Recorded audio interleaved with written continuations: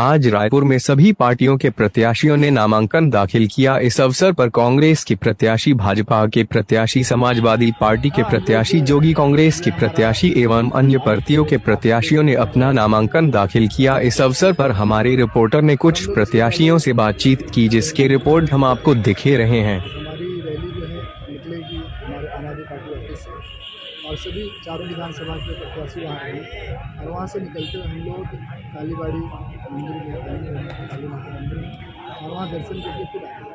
पश्चिम विधानसभा क्षेत्र में आप लगातार जनसंपर्क कर रहे हैं, क्या मुद्दे देख पा रहे हैं? वहाँ स्कूल की समस्या आप बहुत ज़्यादा है। आप देखेंगे तो वहाँ अच्छे स्कूल नहीं है, और जो स्कूल है वहाँ की व्यवस्था अच्छी नहीं है, और बच्चों को जिस जहाँ शुरुआत होती है आंगनबाड़ी में वहाँ पे उसकी समस्या देखने को मिलेगा। वहाँ जैसे बाथरूम में अच्छे से वहाँ पे व्यवस्था नहीं की है, बाथरूम की अच्छे से पढ़ाई की है। और वहाँ पे आप देखेंगे तो सबसे ज़्यादा समस्या पानी की है। पानी भी आज भी लोग गड्ढे से निकाल के लेते हैं। और अगर सफाई की बात करें तो नालियाँ बहुत भरी हुई हैं। महिला सुरक्षा की बात करें तो कहीं पर भी आपको कैमरे नहीं मिलेंगे, क्योंकि शहर है। तो ये सब वहाँ पे समस्या हमको देखने को मिलेगी। ठीक, इस बार राजेश मूरत जी भी तो फिर से मैदान में उतारा है बीजेपी ने, पश्चिम से विधायक विकास उपाध्याय भी दूसरे हैं, क्या कोई चुनौती मानते हैं अपने सामने? 15 साल शासन किए हमारे भारतीय जनता पार्टी ने, उनको तो नकार दिया पहले ही जनता ने, फिर सोचा कि चलो कांग्रेस को लाते हैं और विकास उपाध्याय जी आए। लेकिन विकास उपाध्याय जी ने 5 साल में जो 36 वादे थे उसमें कोई भी वादा पूरा नहीं किया है। बता दें कि एक भी वादे पूरा उन्होंने किया है। तो इस पर जनता एक बदलाव की मूड में और कि मोहल्ला सभा और लोगों से जनसंपर्क मेरा जीतने का प्रचार करिए, भारतीय जनता पार्टी का सरकार बनने का भी। अब पहला बार चुनाव लड़ने जा रहे हैं, क्या कहेंगे? पहली बार चुनाव कभी तो लड़ना पड़ता है। अब हाँ, लेट हो गया पर देर आए दुरुस्त है। ये मुद्दे किन मुद्दे के साथ पूरा जो जनता मुद्दा बताएगी उसी मुद्दा से लड़ूंगा। अन्य लोग जो आपके निर्दलीय जो लड़ रहे हैं उनके खिलाफ कुछ बोलना चाहेंगे? जो लड़ा उसके लिए कोई मैं खिलाफ नहीं बोलता, कोई चुनौती नहीं है जी। हमारा विधायक कोई 5 साल तक निष्क्रिय थे, कोई काम नहीं किए। कहीं गड्ढा है, कहीं चाकूपुर हो रहा है, कहीं रेत लुटेर हो रहा है, कहीं और बहुत सारा है। मैं जीतूंगा, लोगों का आशीर्वाद मुझे मिल रहा है और भारतीय जनता पार्टी की सरकार बनेगी। जिस तरह 15 साल से हम जनता की सेवा की फिर सेवा करेंगे। आज रायपुर में सभी पार्टियों के प्रत्याशियों ने नामांकन दाखिल किया। इस अवसर पर कांग्रेस के प्रत्याशी, भाजपा के प्रत्याशी, समाजवादी पार्टी के प्रत्याशी, जोगी कांग्रेस के प्रत्याशी एवं अन्य पार्टियों के प्रत्याशियों ने अपना नामांकन दाखिल किया। इस अवसर पर हमारे रिपोर्टर ने कुछ प्रत्याशियों से बातचीत की, जिसके रिपोर्ट हम आपको दिखे रहे हैं। इसको छत्तीसगढ़ की जनता देख रही है। हमारे प्रदेश में आज किसान, नौजवान, महिलाएं, युवा, अनुसूचित जाति, जनजाति, पिछड़े वर्ग सारे लोग खुश हैं और वो सब चाहते हैं कि इस बार कांग्रेस की सरकार बने। और इन लोग 17 तारीख को पंजे पे मोहर लगाने का निर्णय हमारे छत्तीसगढ़ की जनता ने किया है। ये निर्दलीय प्रत्याशी इस बार काफ़ी ज़्यादा देखी जा रही है, कितना फर्क पड़ने वाला है कांग्रेस पार्टी को? नहीं, उससे कोई फर्क नहीं पड़ता। निर्दलीय प्रत्याशियों से ज़्यादा फर्क नहीं पड़ने वाला है। और लोग हमारे प्रदेश में सिर्फ 2 ही पार्टी चलती है, एक कांग्रेस पार्टी और एक भारतीय जनता पार्टी। लेकिन आप सब ने देखा होगा कि पिछले 15 साल में भारतीय जनता पार्टी के राज में सिर्फ भ्रष्टाचार, कमीशनखोरी के अलावा दूसरा कोई काम नहीं होता था। उनके मुख्यमंत्री डॉक्टर रमन सिंह जी ने अपने कार्यकर्ताओं को खुद कहा था कि 1 साल कमीशनखोरी बंद कर दिए तो हम कई साल सरकार में रहेंगे। तो उनकी सरकार भ्रष्टाचार, कमीशनखोरी की सरकार थी। हमारी सरकार ने जनता का काम किया है, किसानों का कर्जा माफ़ किया है, बिजली का बिल हाफ किया है, धान का हम 2500 रुपये दे रहे थे, इस साल लगभग 3000 मिलेगा। 17.5 लाख आवास हम लोगों को देंगे। किसानों का कर्जा इस बार भी माफ़ कर रहे हैं। और जो भूमिहीन मजदूर लोगों को जो राशि देते हैं वो 7000 से बढ़ाकर 10,000 रुपये देंगे।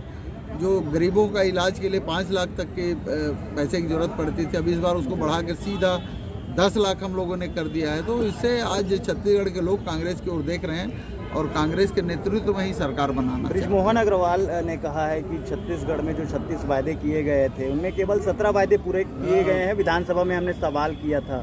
बृजमोहन अग्रवाल जी को अब जानकारी नहीं है कि 36 में से 35 वादे पूरे हो गए हैं। उनके जो 2003 में जो घोषणाएं भारतीय जनता पार्टी ने की थी, 2008 में जो घोषणाएं की थी, 2013 में जो घोषणाएं की थी भारतीय जनता पार्टी ने, उसको उन लोगों ने पूरा नहीं किया। 2003 का उनको याद है, बेरोजगारी भत्ता देने के बाद 500-500 रुपये उन लोगों ने की थी, आप लोगों को याद होगा।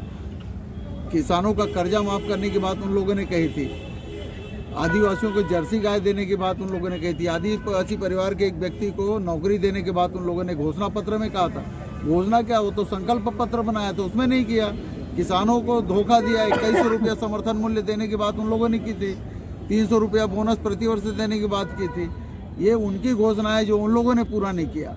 हमारी सरकार ने जो 36 वादे किए थे उसमें 35 वादे पूरे हो गए हैं, और जो वादे हम नहीं किए थे वो भी जनता के हित में हम लोगों ने किए हैं। हमारे बेरोजगार साथियों का हम लोगों ने, आप लोग जानते हैं कि उन लोगों को प्रतियोगी परीक्षाओं में उनका फीस भी माफ़ कर दिया। किसानों को शून्य ब्याज दर पर ऋण दे रहे हैं। आज प्रदेश में सारे लोग खुशहाल हैं और कांग्रेस की ओर देख रहे हैं, और सब कांग्रेस की सरकार बनाने के लिए तत्पर हैं। ठीक है। डॉक्टर शिव डहरिया डॉक्टर शिव डहरिया क्षेत्र से मैं निर्वाचन दाखिल किया हूं, और मैं आने वाले जो भविष्य है जो राजनीति का, वो मैं बदलने के लिए धूप सेना बनाया है। और हमारे पार्टी से कई लोगों ने टिकट मांगा, लेकिन जब हमने उनसे टिकट के बदले शपथ पत्र मांगा तो वो सभी भ्रष्ट बेईमान थे और मैदान छोड़ के भाग गए। लेकिन शेर अकेला लड़ता है, अकेला दहाड़ता है, और मैं अपने पार्टी से अकेला लड़ रहा हूं। लेकिन जो भी देशभक्त हैं, क्रांतिकारी हमारे धूम सेना से जुड़े, और आगे हम पूरे भ्रष्टाचार के खिलाफ जो जयप्रकाश नारायण जी की आंदोलन का पूरा जो होना चाहिए था नहीं हो पाया, उसे मैं पूरा फिर से पुनः प्रारंभ कर रहा हूं।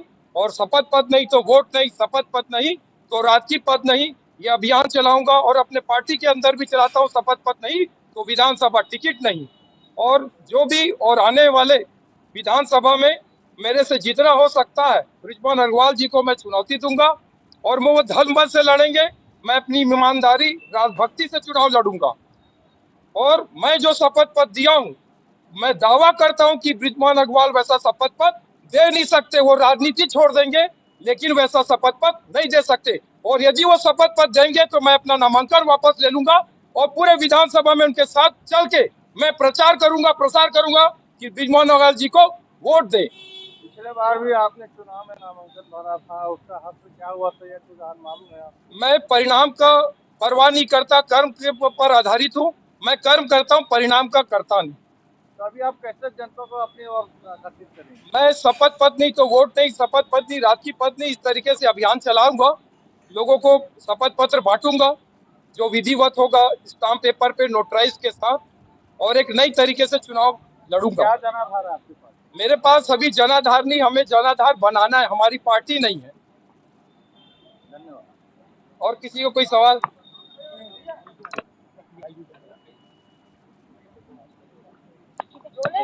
आज आपके लिए बहुत बड़ा दिन है, और आज आप अपने पुत्र को आशीर्वाद देने आए और नामांकन भी करवाने आए। निश्चित तौर पर आम जनता बताता पंकज के साथ है, हम लोग साथ हैं, कांग्रेस साथ है। कांग्रेस से सभी वरिष्ठ नेताओं ने आशीर्वाद दिया है, पंकज का चयन किया है। जन सैलाब हमारे साथ है, और हम हमारा जो काम है 5 साल में जो काम किया है भूपेश बघेल जी की सरकार ने, हम लोगों ने, उसका भरपूर लाभ कांग्रेस पार्टी को मिलेगा। आपके कार्यों का भी लाभ मिलेगा? निश्चित तौर पर हम लोगों ने जन सेवा की है।